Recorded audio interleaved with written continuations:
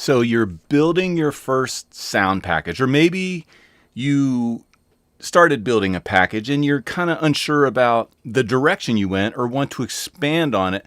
Well, that's what we're going to be talking about today. So let's go ahead and just get right to it right after this message. The key to a great sounding lav is 10% placement and 90% process. Typically, I'll do a script breakdown on my iPad. Ingenuity and flexibility really are the keys here because we have the same goal, capturing the performance. It is this process here that inspired us to create Wire Like the Pros, a masterclass for students and professionals who have the desire to excel and go beyond just the wiring technique and tools. Let's talk about working with the actors.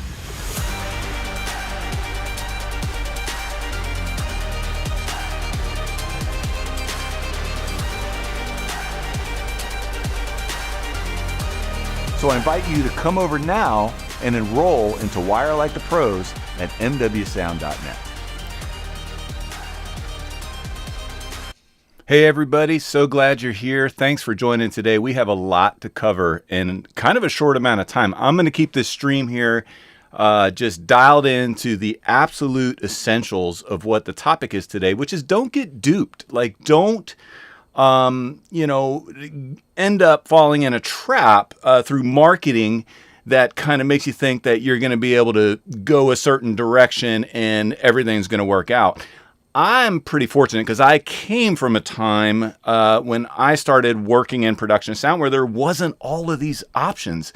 And it's not a bad thing necessarily that there are so many options today when it comes to choosing the production sound gear that we use on set, but it takes experience.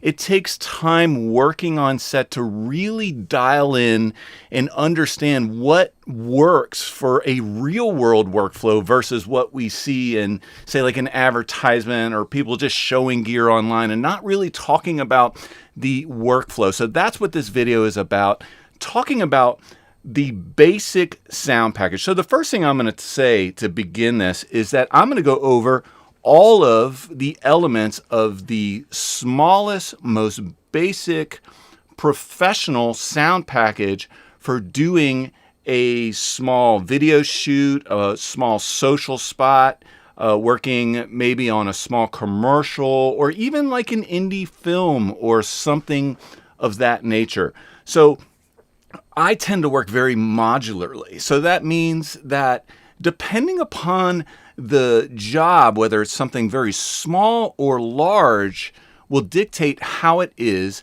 that I prepare or the gear that I bring. But the first thing I want to hammer home, and I think something that you probably can relate to, is that when you're choosing professional equipment to work as a professional and you're making your money doing this, it is so essential that that gear be reliable and work in a way that you can count on it, because no longer is it really about preference or I like this or I like that. It's about your name. It's about what it is that you're bringing to the table on a production, and they're counting on you. So that means that the gear that you choose has to perform. And that's really the first part. The second part that I want to emphasize is that when you're building your first sound kit, sound bag, or package, which is exactly what I'm going to be demonstrating today and showing you all of the elements involved in like the core basic, my very core basic minimal package, that you want to choose gear that you can grow with. So what that means is that you're most likely, the things that you're getting starting out just now, you're going to be expanding on in the future. So that means that you're going to be adding on to this, whether it's starting with 2 channels of wireless, you might end up with 4 channels or 6, 8 channels, and that could take years. But one thing that's very difficult to do in my 25 years working in production sound from experience is to switch or change brands from one to the next. And the reason why that's difficult is purely financial. It's not necessarily the technical side, because, I generally enjoy learning the equipment and using all the different features, but having to sell off a bunch of gear that you already invested in to get into another system can be problematic. So you might be saying, well, what does that mean, or how does that even relate to building a kit or small bag or sound package? Well, you want to make sure whatever you choose, because there's a lot of great brands. We're not here to talk about use this brand, use that brand, this one's good, this one's bad. We're here to talk about, does the decision you make on a sound package when you're coming in for your first kit, or maybe you're kind of redoing it, serve your long-term need? Meaning, is that investment that you're making in yourself as you represent yourself as a professional on set serving you for years to come? So that's what you really want to be looking into a brand. Can I grow with this brand? Does this brand or piece of equipment have the track record with other professionals? Am I seeing this being used on professional films and TV sets and commercials from other mixers who have been doing this longer than me? Number one. Number two, if I need to go bigger, if I need more channels, if I need more tools as you grow in your career, can I expand on that existing manufacturer or that existing type of equipment? Because mixing and matching, especially when it comes to wireless, is especially expensive and especially confusing. So let's go ahead and get right into the core basics of what we're going to be talking about here. I'm pretty jazzed to be going over this because every time I do this, it's an exercise in myself on like, okay, so literally this morning I woke up, I said, well, this is what I'm going to talk about. I'm going to build the bare essential sound package. So I went into the workshop and I just started configuring it just like I would for a very small job. And so that's what we're going to do. So first things first, I want to show you something. In this case, which is a Pelican Air, is everything I need outside of this sound bag right here and this boom pole, which is hidden behind here, which I'm going to show you. But we'll start with what's in the case and get to what's in the sound bag. So maybe we'll do that in reverse. We'll start with the sound bag, what's in the bag specifically, so you can see the decisions I made, and then what's in this case that kind of solves the workflow problems or opportunities, I like to call them, that we do on set. So I have my overhead camera set up for this, and let's go ahead and get right to it. So this is my smallest production sound bag. The weight with power and everything in it, I'm going to estimate is right around 4 pounds, maybe right under 4 pounds. And what you're looking at is a mixer recorder, 2 channels of wireless, a BDS system, and also cabling, breakout cabling, which we'll go over, and a Comtech transmitter. And I want to stay away from brand right now. I just want to get right into what's in the bag. So here, to power on the bag, I'm using a BDS. And this stands for Battery Distribution System, which is actually made by Remote Audio. And there are several variances of this, but this is a very basic, older power distribution system. It doesn't have, have what's called clock, bus data and clock, which is for smart batteries, but I am using a smart battery with it. But it is a BDS version 4, basically power distribution system.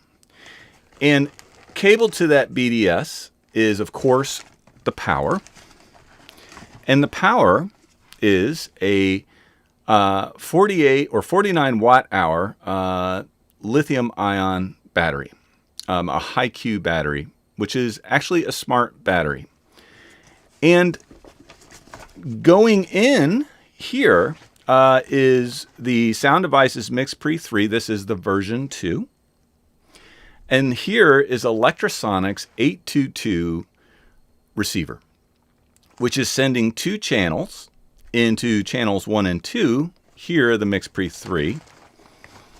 And then also we have a hardline cabled coiled cable by Remote Audio that is sending into input 3. So the idea is that you would shoulder this bag when you were working. And since it's so light, it's very easy to keep around the shoulder for me. Now, the MixPre 3 is somewhat very basic when it comes to the output structure. So you obviously have headphone outputs.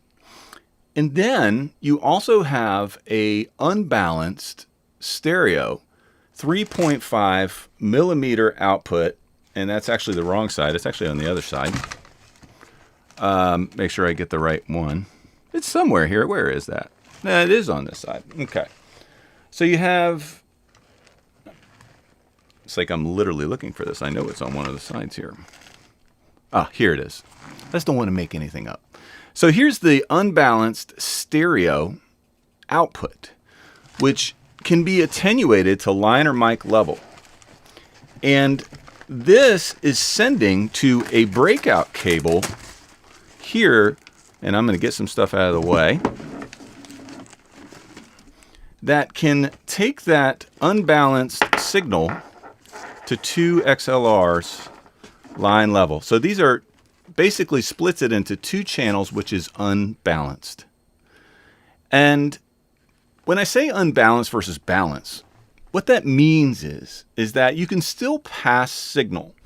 It just may not be as robust when it comes to dealing with RFI or other elements when passing audio in a system, which is the purpose of a balanced cable in the first place. So this allows me to split to this Comtech, as you can see here, which is an option 7 transmitter, which is great for small local range and even then some. These things are incredible. They're VHF 216, and they are the industry standard. So when you're working with a producer or anybody on set, they will ask by name for Comtech. And here is the transmitter that allows me to send out of this bag. And I also have the ability to use this breakout cable for other things. So I don't want to get too big into workflow. I just want to kind of get into the gear so we stay good on time. But we'll do future videos for that sort of thing. So that covers everything in, I think, this bag. And I do want to say that this is, obviously we have a pair of 7506 headphones here plugged in. And I'm using a bongo tie as a strap. Oh, and I almost forgot.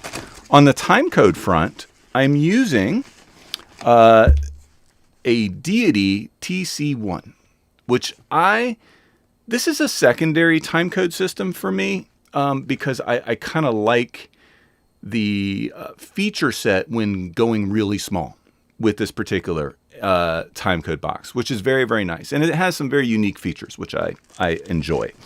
So I'm a big supporter of this particular timecode system. So that covers everything in the bag. And we'll get into comments here in just a little bit here. I just want to say hello to everyone. Thank you so much for being here. So that's bag.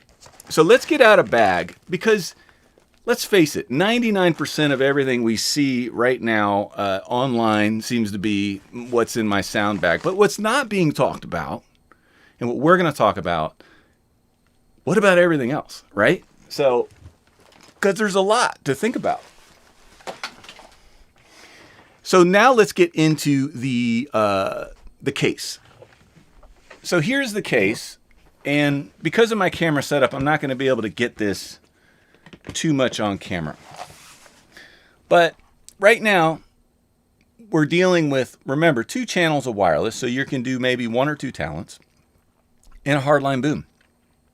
for a very minimal setup with time code, with the ability to send a couple Comtex out, let's say, or as many Comtex as you want that you have receivers for. So that's this next piece we're going to talk about. So in this case is, I'll categorize it before we start going through. We've got transmitters and receivers. We've got GAC, media, tapes, Sharpies. We'll talk about that. 1-inch white paper tape, headphones, boom stands. Check out this slate. A really miniature slate, which gets a lot of love and comments, believe it or not. This Ultimate Viviana wiring kit. It's not called the Ultimate. For me, I renamed it the Ultimate because I just like it so much.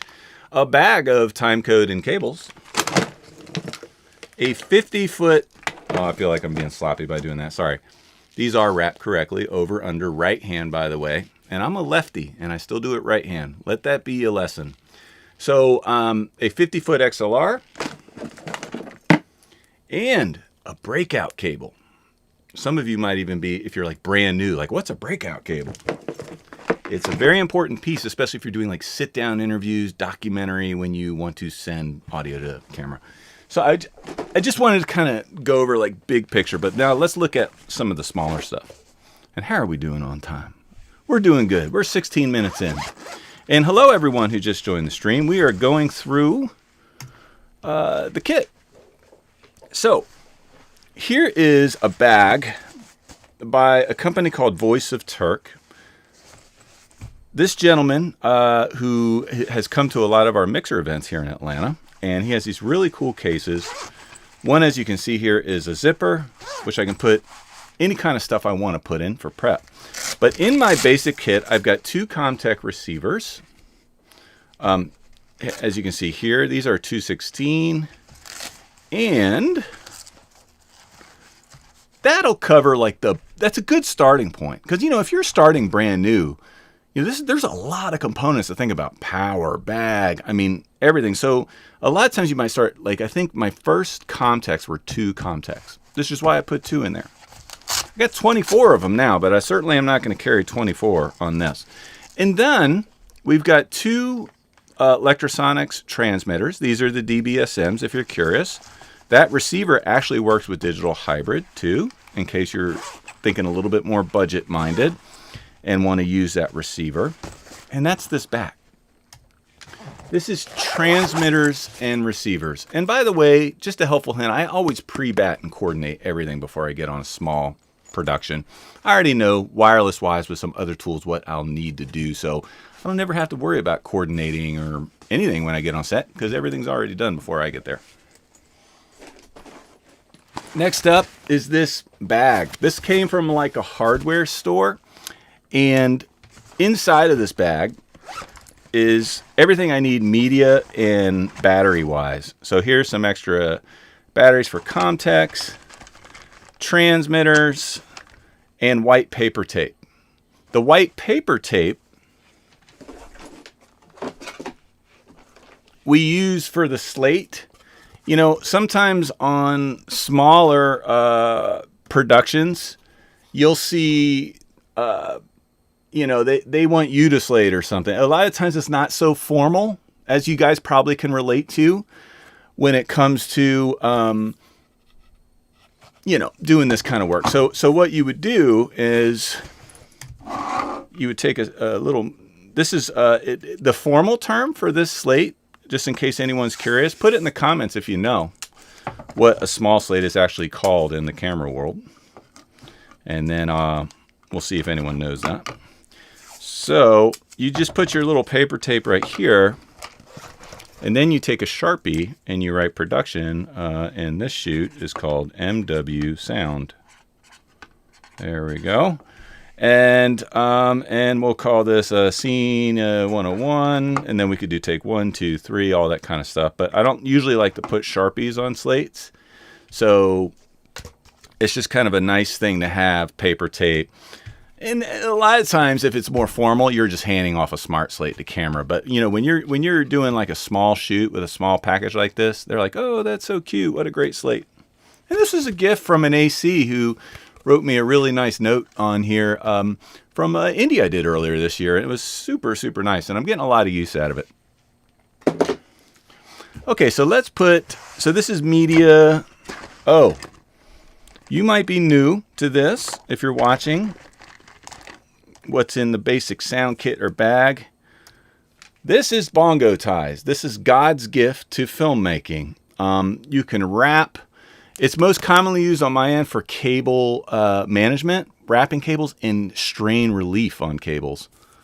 This deserves its own video in itself. So, bongo ties. Time code. 2 more Deity TC1 boxes with all the different types of charging cables and stuff like this. The one thing about this time code box to know, you got to recharge the battery. So if you're doing something longer term, which is not really conducive to this size sound package in the first place, where it just stays on the camera all the time, might be better to get something that has a battery you can change out so you don't have to constantly be charging them. Just something to think about. But I use these a lot though for like the smaller type production work. They're great. Okay, this is a Viviana organizer kit, which I hence have given it a new name.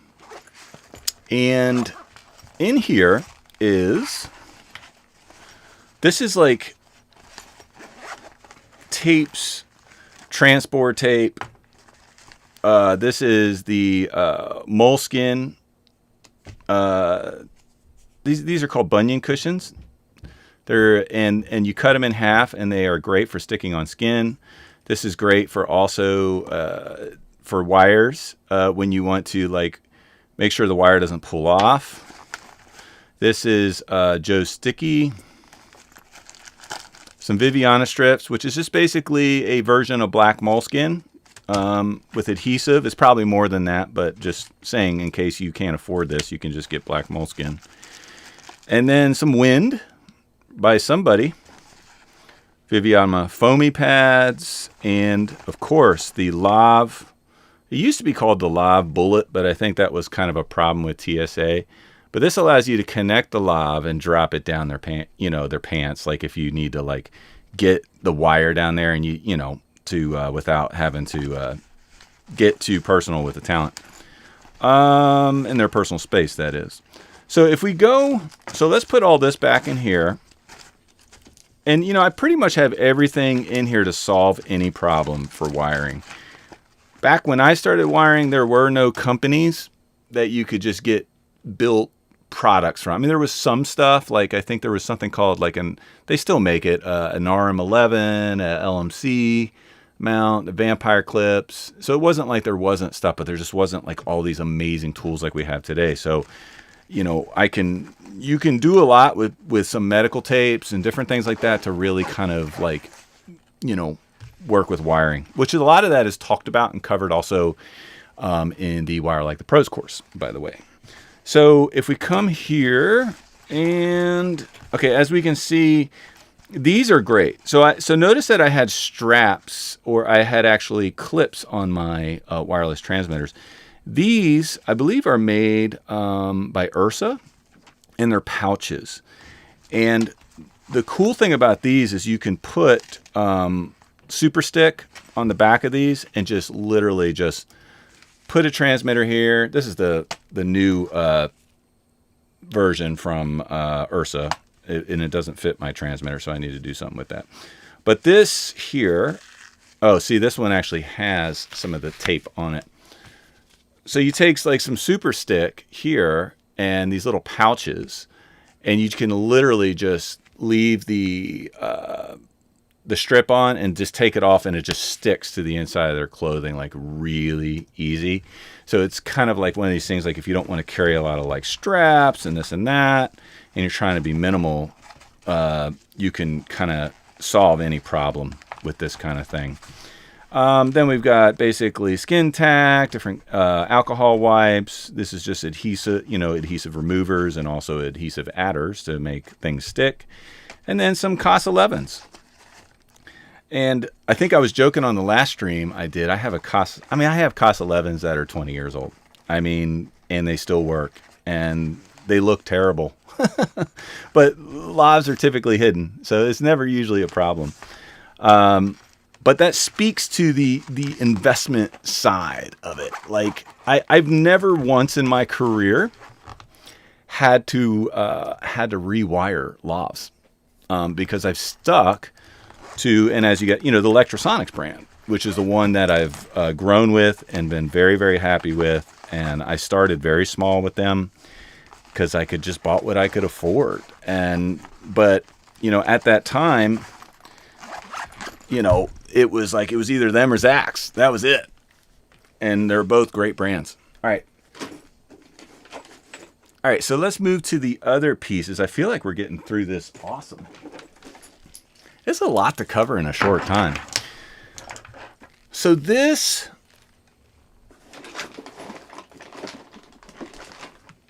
and this.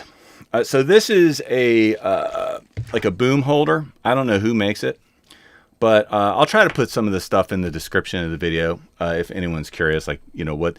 But this basically goes on a knuckle and a C-stand and allows a boom to be held. So for like sit-down interviews, you don't want to be holding a boom for a sit-down interview.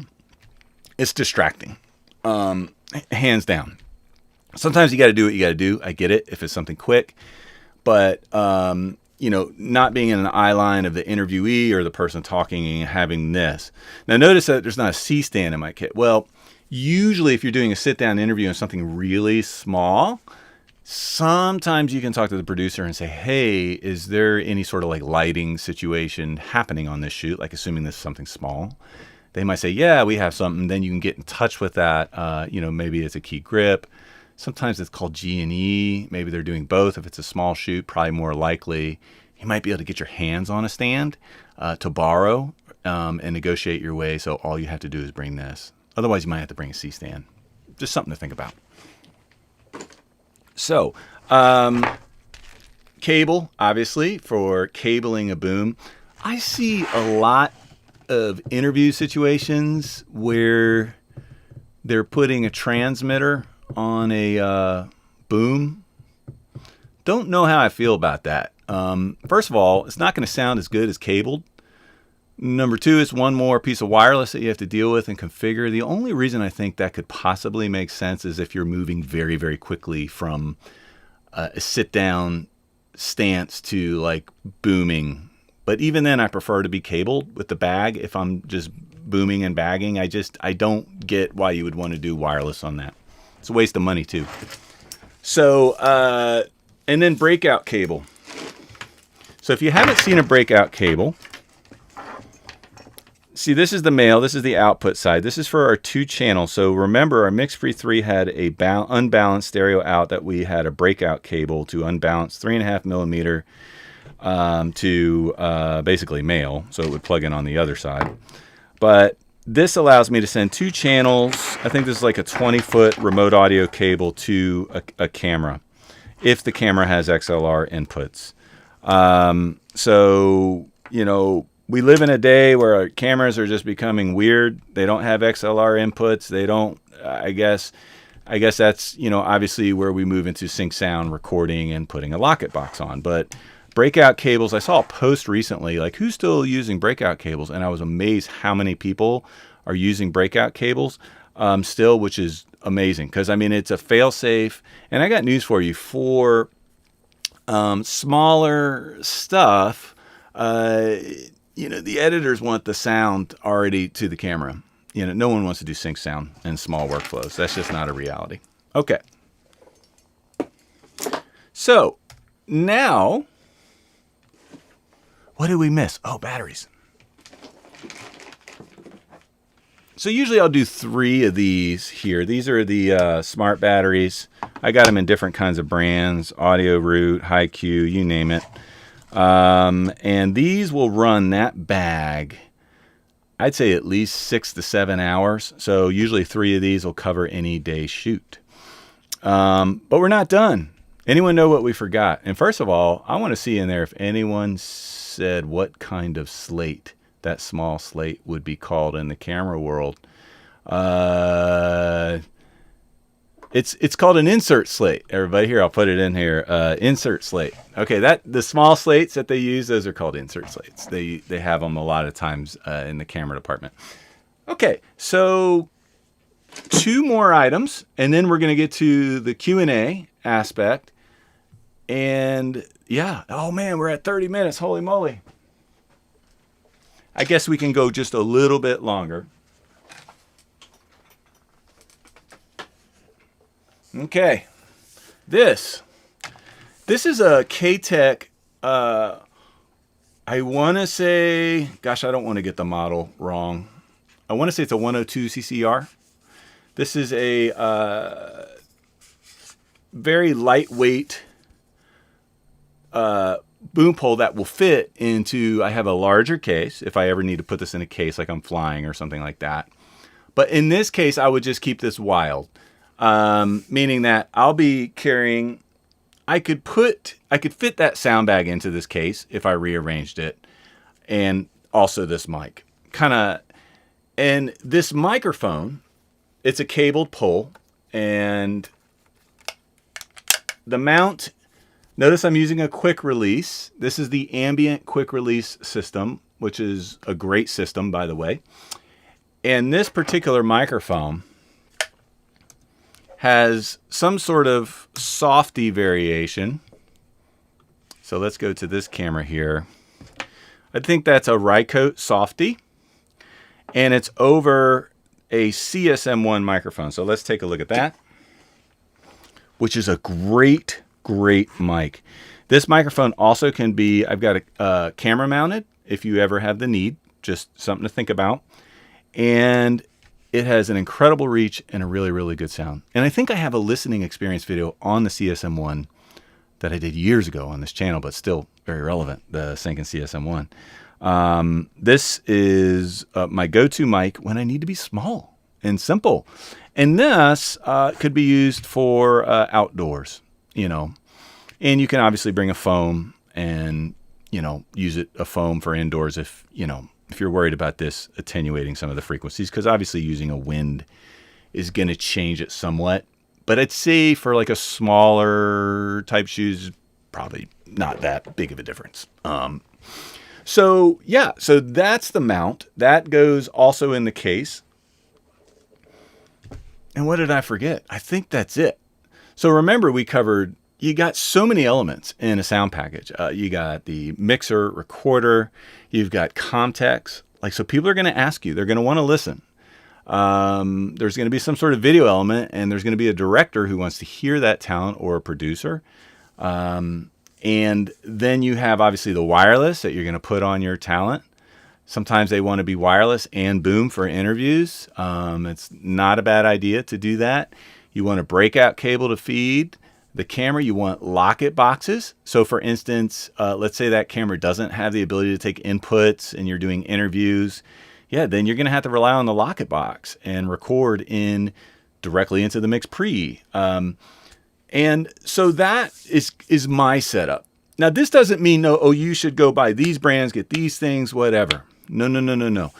What it means is if you're new to this and you're just kind of starting out, make sure that the investment you make is going to be something that pays off in the long run. So you might have a certain budget to work with, but there's a certain bar that needs to be reached to get quality. Because if I had one piece of advice to give, I would say I want the gear that you buy today, you still to have use for it 20 years from now.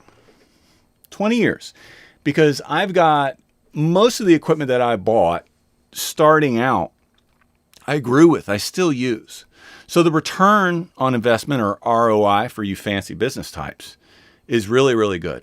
Now, if I had to change brands and then upgrade and change brands and then rewire all my mics to this, and then, the new thing comes out over here, I'm going to do this. Or maybe I invested into something that was like a quarter of the cost because I thought, hey, this, I can get the same thing for a quarter of the cost. That's not true. There is a huge difference between a budget level wireless, budget level UHF wireless, and professional wireless. And we don't even need to get into what brands those are or aren't. Just educate yourself and make sure that the decisions that you make in your production sound kit package are ones that are, that you're getting advice and input from other professional mixers or mentors that you trust, and follow that direction. Because, I might only be able to get, say, 2 channels of a professional higher end wireless brand that I know is going to be more robust and reliable, but I could get 8 channels of this budget one that has all these cool features via, USB and smart apps, only to find that I'm not getting the performance from those 8, and then I'm having to then try to sell them off and upgrade. You know what I mean? So I think that kind of wraps us up here. Man, this was a lot of fun. It was a good exercise in me in like assembling small. Let's go ahead and just kind of take a moment to give you guys the opportunity to put your questions and comments out there. I appreciate everyone being here for the stream. And we'll just go ahead and, hi, Dorian, thank you for saying hello, and thanks for calling me awesome. I appreciate that. Yeah. And thanks for being here on the stream. Jason, thanks for saying hello. So glad you're here today. And it's great to see some familiar faces and names here on the channel. Alandru, great to see you here. And I remember you coming in from the other streams. Okay, so Jason, this is so exciting. I wish more people were here to see this. Well, Jason, I appreciate the comment. YouTube is great because it's kind of like an evergreen platform. So, you do this on Instagram, it doesn't get to more people, but these streams, they grow. So as they sit there, they accumulate views. But yeah, the live part is great. I just like seeing people here in the moment. And it's also very useful for my time, because I can just kind of get the content out there, and I have to spend a lot of time editing stuff like that, because I'm also, like you guys, focusing on work. Okay, hope you're doing well, Joseph. Yeah, thanks so much. Hope you're doing well as well, Joseph. Far cry from the old 552, and let's see, I was loaned back around 2014, 2018. That mixer was a beast, but heavy. Jason, I got something for you.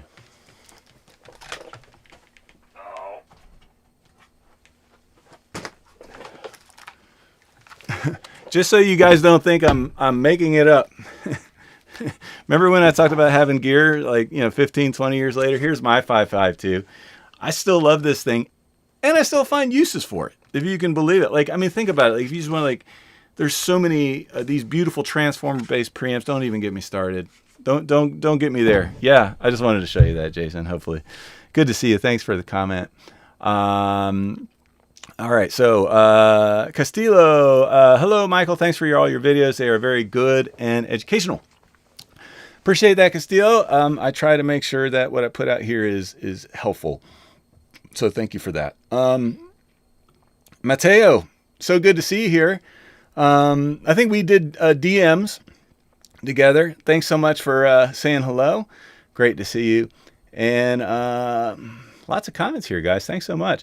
He says, Jason says, I find myself using the Bumblebee concealers on most everything. I don't do a lot of narratives, though. Yeah. So, yeah, whatever works. I was just kind of happy that there was a time, Jason, where I was carrying these plastic bins that were organized with every possible wiring tool you could have. And I realized when I was wanting to be really small and fast, it was not practical. It's not practical. So the fact that you're able to narrow down some specific tools that are really powerful, yeah, speaks to your experience. So thanks so much for the comment. Yeah, so it's you kind of find things, the more you get experience in wiring, is that that you can just kind of start to lean towards certain directions and accomplish specific goals for different scenarios and still be very minimal. So that's a great point there. So let's see here. Didn't know that was an insert slate, but I have a full-size dummy in my kit. Yeah, I kind of fell into that small one, Jason. I'm glad I don't, when it comes to these, when I need to be small, this small slate, listen, if they're not using a smart slate and it's not something like that, they're going to make it work. It's great. I'm going small. Whatever it is, I can do minimal, but I'm not cutting corners. That's the thing. I think that's the game, is like, how do we, load in and get everything we need in a small sound package, but cover all the needs. And that really, it takes the right gear and the right experience to pull that off. Still using a breakout when possible. Yeah, Rusty. I mean, totally, brother. Like, obviously, nothing's better than hardline. I mean, it's going to sound the best. You don't have to worry about wireless or problems if it makes sense. But then there's this whole thing where they have these cameras that don't have it. So then we got to, try to do something different for those scenarios, But yeah, for a basic kit, like what this video is about, it's perfect, okay? OMG, that thing, yeah, the 552 Sven lives. Output limiter threshold. So anyway, it's getting silly now, guys, so I'm going to go ahead and wrap this up here. I want to say thank you, everyone, for being here, and appreciate it. And if you haven't subscribed, I'm sure everyone here is a subscriber here on the stream. Go ahead and subscribe for more videos like these. And I'll look forward to seeing everyone very soon. And take it easy, everybody. All right. Bye-bye.